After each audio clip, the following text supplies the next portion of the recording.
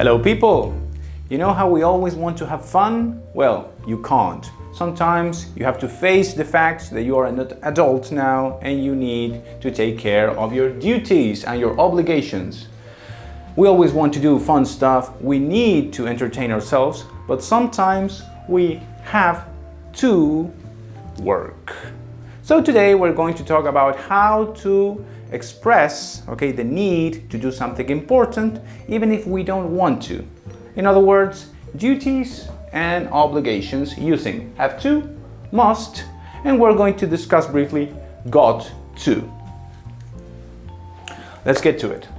Okay, our first expression to talk about duties or responsibilities, obligations, things we don't really want to do is have to. Now, let's talk a little bit about this.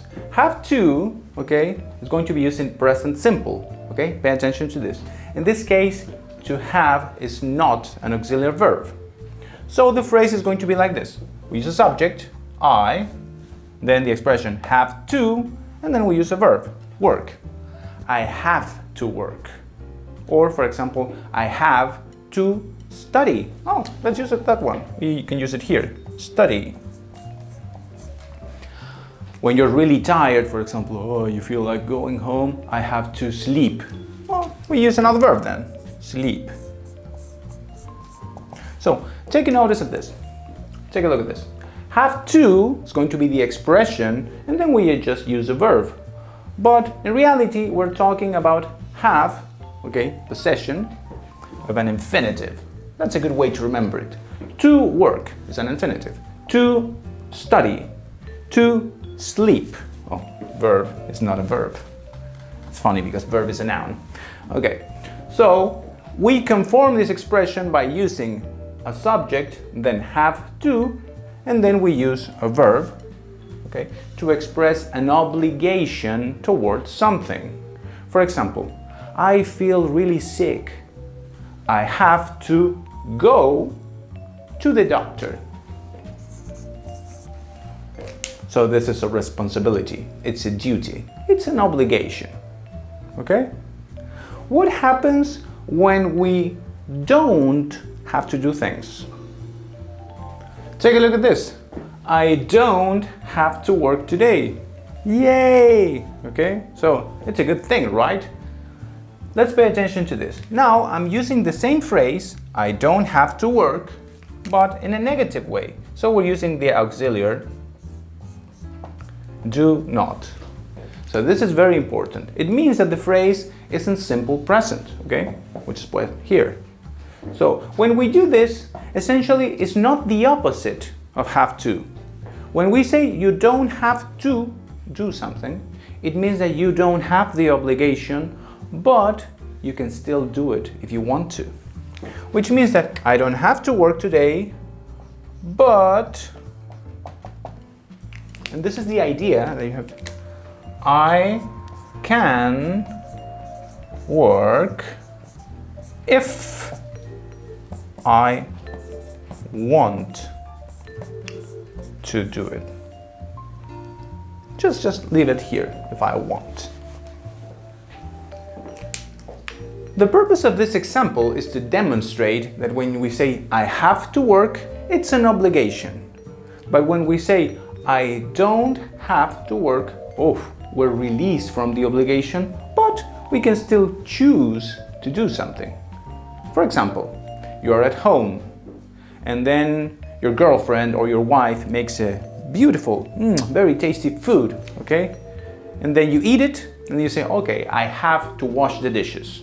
Because it's a responsibility, it's a nice thing to do, right? And then she says, no, you don't have to wash the dishes. We can do it tomorrow.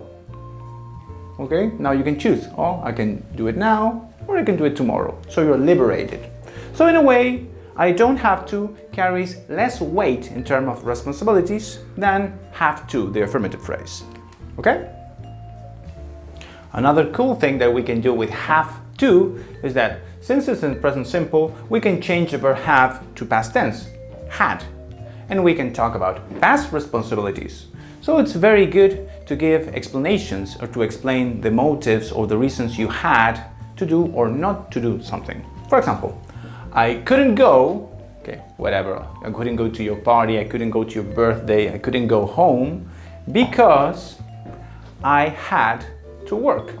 So we can talk about past responsibilities here. We just have to change the verb to past tense, and we talk about things we were capable of doing because we had a duty to perform in past tense, which is kind of cool when you think about it.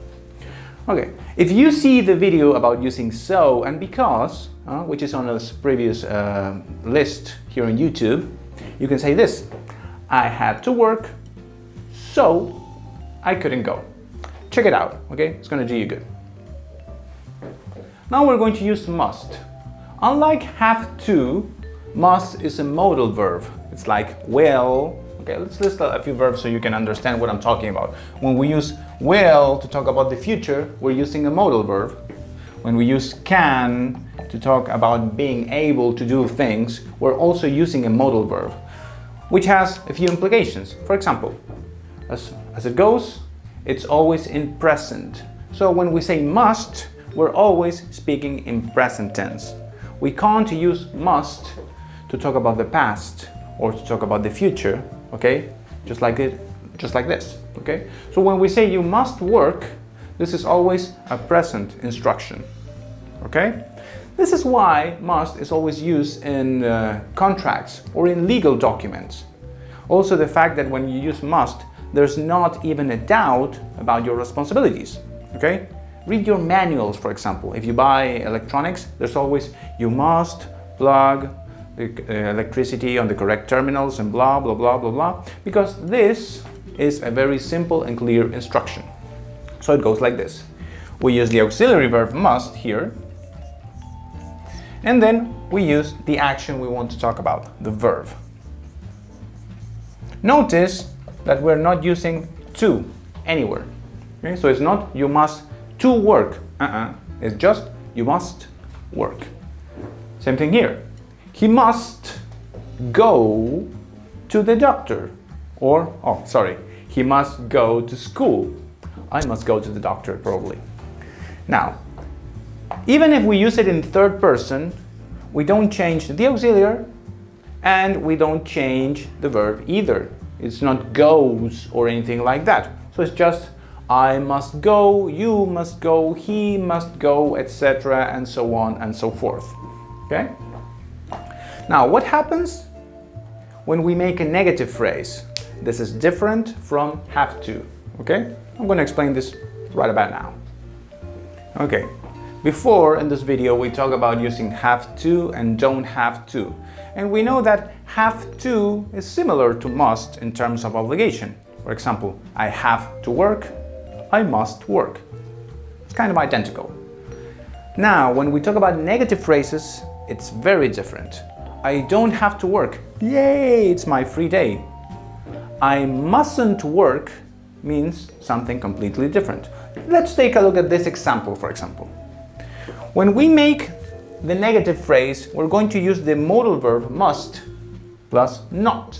So we can say must not, or we can squeeze it together and make a construction like this. Mustn't. Okay? So it goes like this. You must not travel without a passport. And think about it for a second. You can try to purchase a ticket to go to New York, to Paris or London without a passport, but you're not going to be able to do it. You can't do it. So it's not just a choice.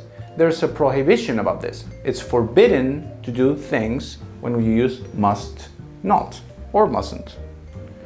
For example, if you have a pool, swimming pool, full of sharks, and somebody tells you, you mustn't swim there, you can go ahead and jump in the pool, but you're going to get eaten by the sharks, right? So this is the thing. You can choose not to obey this instruction, but there are consequences, okay? So it's very different from don't have to, okay? Because don't have to opens the door for possibilities. You can still do things if you want to do them. Must not is, hey, stop right there. You mustn't pay attention to me. Oh, no, sorry, don't. You must pay attention to me. Now, Okay, we're going to make a small comparison between have to and must, and then we're going to move forward. Okay, let's make a small comparison between those two forms of talking about responsibilities now. When we use I have to work, it's similar, or it's practically identical to saying I must work. Okay, so there's an equivalence here, which doesn't carry on to the negative phrases. Because when we say I don't have to work, you still have a choice. You can still work if you want to, okay? But I mustn't work, it's a prohibition. This is forbidden. I mustn't work. The doctor told me not to work, so I mustn't work. When you're on medical leave, for example. So, even though these are pretty much the same, these are completely different. Now, one thing that we can do with have to is that we can use it in past tense just by saying had. So, I had to work, past tense. Whereas in this case, that's just not possible. So must has to be used all the time in present tense. Now I'm going to present you with an alternative which is fairly popular. It probably doesn't seem like it written like this, have got to, but this is widely used, okay, let's say in America and in England as well. Oh, sorry about that. So let's put it this way. I'm using have here as an auxiliary verb. So this is not present simple. Okay? So this is the auxiliary verb. And I'm using a contraction. So I'm saying this. I've got to work. So this is also about responsibilities, and this is similar to saying I have to work. So I can say it like this. I've got to work. I've got to work. I've got to work. I've got to work. I gotta work. I gotta work. Yes. So we have a very common contraction here, which is like this.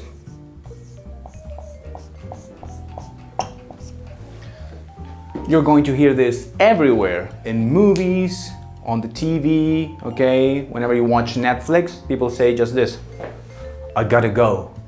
So gotta is a very informal way to talk about responsibilities and obligations, okay? Now, this pronunciation is very popular in the US, okay? And probably in Canada as well. But in the UK, this expression is more like I've got to. I've got to, with a very strong T in the end, like I've got to go, okay? But it's another way to talk about obligations. Now, since in this case we're using the verb to have as an auxiliary, the negative phrases are going to be like this.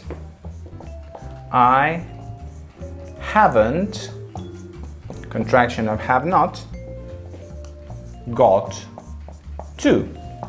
So this is where this is very different from have to, which is in simple present. So we use the verb to do as an auxiliary. In this case, the verb to have is the auxiliary verb.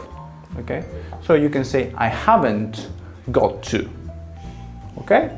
Now, that's probably not really common talking about responsibilities, but I wanted to mention this because this expression, it's fairly common in England to use it when you want to talk about having objects. For example, let's say that in the United States somebody says this, do you have a minute? Okay, so in the US, people would normally say, excuse me, sir, do you have a minute? Okay, so they're asking for your time. Whereas in England, or usually in the UK, let's put it this way, people will address you like this. Have you got a minute? So somebody might approach you and say, excuse me, have you got a minute? Okay, I'm using a glotal T here. I'm saying got, and the T dies here. And some people don't even pronounce the H's. We don't need them. So it's like this. Have you got a minute? Have you got a minute? Have you got a minute? But essentially it's the same thing. If you ask for a pen, for example, in the US, do you have a pen? Or in England, it would be like, have you got a pen? The difference lies in using the verb to have as a simple verb in simple present or using it as an auxiliary. We can still use it to talk about responsibilities using got instead of have. Okay? So, well, it's very late.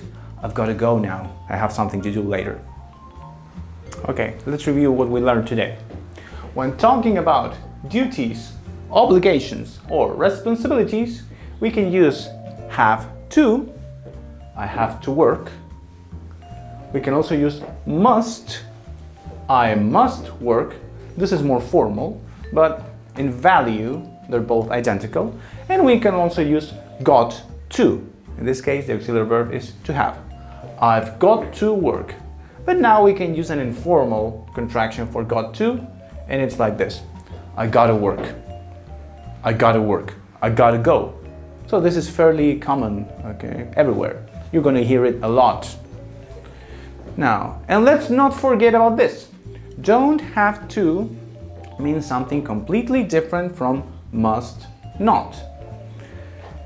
When we use don't have to, we're just liberating someone of a responsibility. So eventually, if that person wants to do the same anyway, it's his or her choice.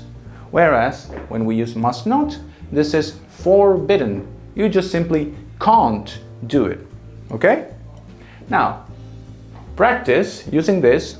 Watch a lot of television. That's a very good advice. But in English and without subtitles. Don't cheat. You have to study. You must study, or just simply, you gotta study, man. Alright? And that's all the time we have for today. On behalf of everyone here at Smooth Talkers, thanks for watching, and I'll see you in another video. Bye.